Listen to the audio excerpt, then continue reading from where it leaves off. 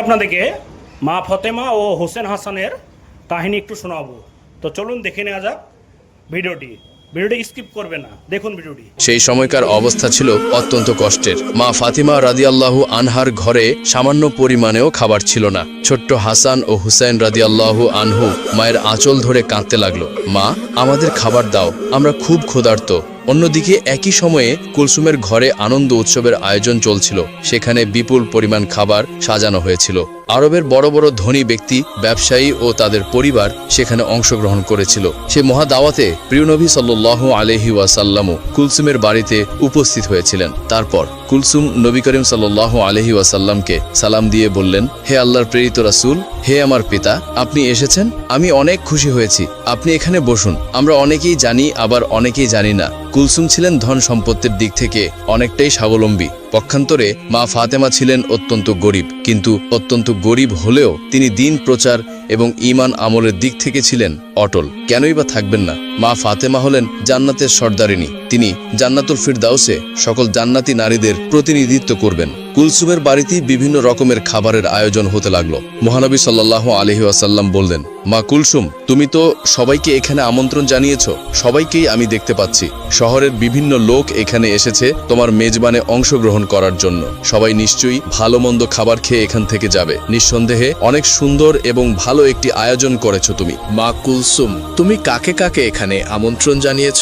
কুলসুম বললেন, হে আমার পিতা, হে আল্লাহর রাসূল, আমি আমার মেজবানে এই শহরের ধনাঢ্য সবাইকে আমন্ত্রণ জানিয়েছি।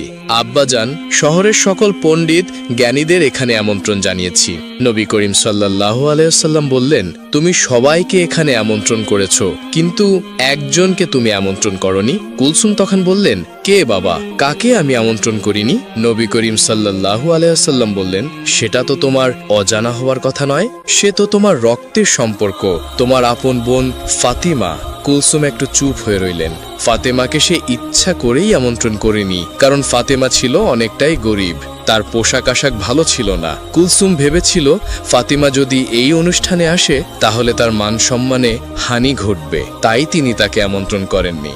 এদিকে কুলসুম যখন অনেক বড় মেজবানের আয়োজন করলো, ভালো ভালো কোরমা পোলাওয়ের আয়োজন করলো, মা ফাতেমারই আপন বোন কুলসুম শহরের সবাইকে আমন্ত্রণ করে খাওয়াচ্ছেন, তখন পক্ষান্তরে একবেলা খেতেও পারছিল না মা ফাতেমা এবং তার দুই সন্তান হাসান এবং হোসেন ক্ষুধার জ্বালায় কাতরাচ্ছিল এবং তারা বলছিল, মা আমাদের খুবই ক্ষুধা লেগেছে, আমরা আর ক্ষুধার জ্বালা সহ্য করতে পারছি না, তুমি আমাদেরকে কিছু খাবার দাও। মা ফাতেমার চোখ থেকে অজস্র ধারায় পানি ঝরছিল এবং তিনি আল্লাহর কাছে বলছিলেন, হে আল্লাহ, আমার ঘরে তো কোনো খাবার নেই, কোনো দিরহামও নেই, এই মাসুম বাচ্চার মুখে আমি কি তুলে দিব?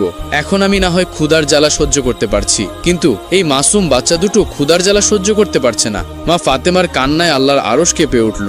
হায় আল্লাহ, আপন বোনের বাসায় কোনো খাবার নেই, হাসান হোসেন একবেলা ক্ষুধার জ্বালায় কাতরাচ্ছে। তখনই মা ফাতেমার আপন বোন কুলসুমের বাড়িতে ভালো ভালো রান্না করা হচ্ছে, ভালো ভালো খাবারের আয়োজন করা হচ্ছে।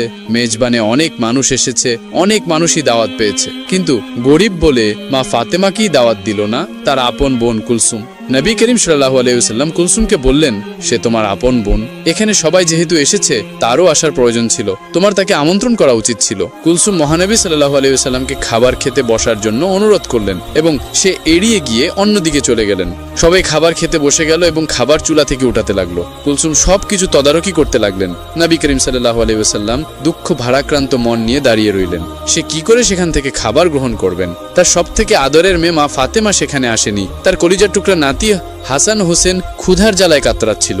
হায় আল্লাহ, এই নিদারুণ অসহায়ত্ব দেখে নবী করিম সাল্লাল্লাহু আলাইহি ওয়াসাল্লামের মনেও অনেকটাই কষ্ট লাগলো। তারপর মা ফাতেমার কাছে যখন হাসান হোসেন ক্ষুধার জ্বালায় চিৎকার করছিল, মা ফাতেমা কোনো উপায় না পেয়ে শুধু চুলাতে গরম পানি ফোটাতে লাগলেন এবং হাসান হোসেনকে বললেন, এই তো বাবা, একটু পরেই খাবার হয়ে যাবে, তোমরা যাও পাহাড়ের কাছে গিয়ে খেলা করো, আমি রান্না হলেই তোমাদেরকে ডাকবো।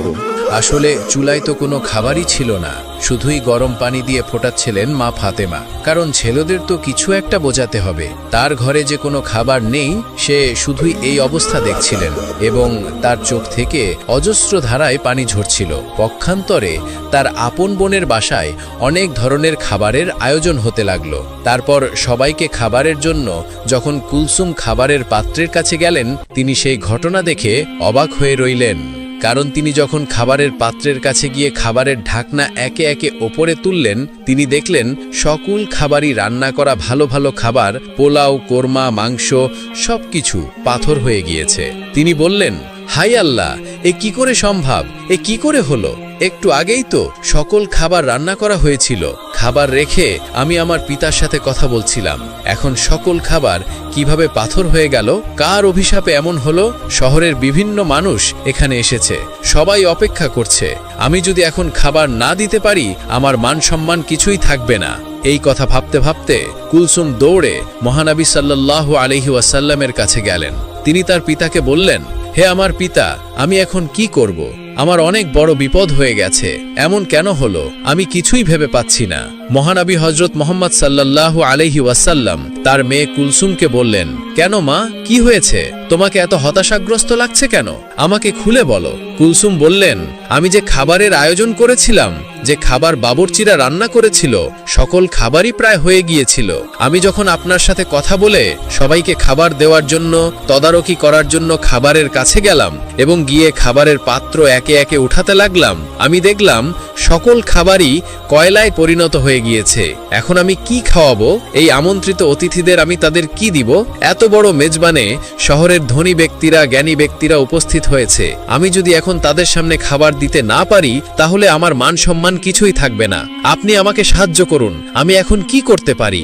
নবী করিম সাল্লাল্লাহু আলাইহি ওয়াসাল্লাম সবকিছুই বুঝতে পারলেন। তিনি বললেন, মা কুলসুম, তুমি অনেক বড় ভুল করে ফেলেছো, যে ভুলে আল্লাহর আরশ কেঁপে গিয়েছে। আল্লাহ অনেকটাই তোমার উপর নারাজ হয়েছেন, আর তিনি এজন্যই নারাজ হয়েছেন তুমি তোমার আপন বোন ফাতেমাকে গরিব বলে এই মেজবানে আমন্ত্রণ করনি। সে দিন আনে দিন খায়, তার মাসুম বাচ্চা হাসান ও হোসেন ভালো মন্দ খাবার তো দূরের কথা, দুবেলা পেট ভরে খেতেও পারে না। অথচ আপন বোনের ছেলেদের তুমি তোমার মেজবানে আমন্ত্রণ করনি। শহরের সকল মানুষকে তুমি আমন্ত্রণ করেছো, আর সে গরিব বলে, তার পোশাক আশাক ভালো নয় বলে তুমি তাকে আমন্ত্রণ করনি। সে মনে অনেকটাই কষ্ট পেয়েছে, তার মাসুম বাচ্চারা ক্ষুধার জ্বালায় কাতরাচ্ছে। এই ঘটনা আল্লাহর আরশে পৌঁছে গিয়েছে। আল্লাহ তোমার উপর নারাজ হয়েছেন, তাই তোমার সকল খাবারই সে কয়লায় পরিণত করে দিয়েছেন। এরপর কুলসুম বললেন, হায় আল্লাহ, আমি তো এতটা ভাবিনি। হে আল্লাহর নবী, আপনি কিছু একটা করুন, এর সমাধান দিন। নবী করিম সাল্লাল্লাহু আলাইহি ওয়াসাল্লাম বললেন, এর উপায় একমাত্র মা ফাতেমার কাছেই আছে। তিনিই পারেন সকল সমস্যার সমাধান করতে। নিশ্চয়ই তার ইচ্ছায় আল্লাহ রাব্বুল আলামিন এই সমস্যার সমাধান করে দিতে পারেন। তখন কুলসুম দৌড়াতে দৌড়াতে মা ফাতেমার বাড়িতে পৌঁছে গেলেন। সেখানে গিয়ে তিনি মা ফাতেমাকে ডাক দিলেন। মা ফাতেমা বাড়ি থেকে বের হয়ে আসলেন এবং বললেন, হে আমার বোন, তোমাকে এতটা হতাশাগ্রস্ত দেখাচ্ছে কেন? এই অসময়ে আমার বাড়িতে কেন?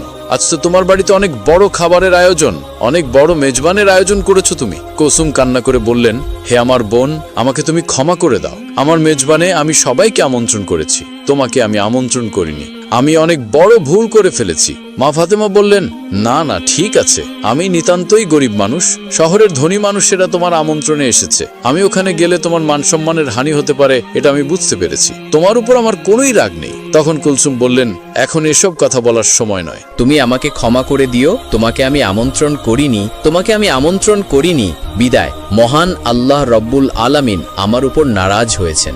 আমি যখনই সবাইকে খাবার দিতে যাব, তখন দেখি আমার সকল খাবারই কয়লায় পরিণত হয়ে গিয়েছে। তুমি এখনই সেখানে চলো। আমার পিতা নবী করিম সাল্লাল্লাহু আলাইহি ওয়াসাল্লামও সেখানে রয়েছেন। হে আমার বোন, তুমি যদি ওখানে উপস্থিত না। ভিডিওটি হিসেবে লাইক, কমেন্ট, শেয়ার এবং সাবস্ক্রাইব করবেন। ধন্যবাদ।